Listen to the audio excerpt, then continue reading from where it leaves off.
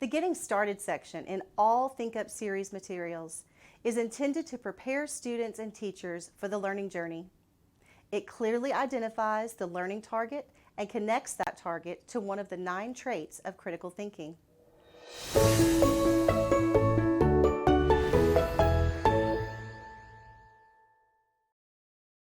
In the Getting Started Student Edition component, each trait is introduced with a student-friendly behavior statement to help students begin to recognize when they're engaging in deep thinking and guide students as they connect their thinking with the new learning.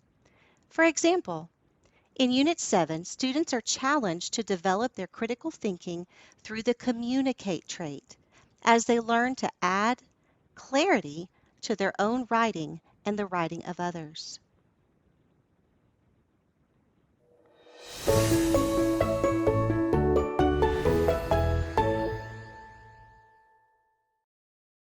In the Teacher Edition, each Getting Started component lays out the routine for the corresponding learning across multiple units. For example, this Getting Started component explains the routine for the revising units. When implementing the Getting Started component, it is suggested that you post the learning target for you and for your students to refer back to and connect with along the way.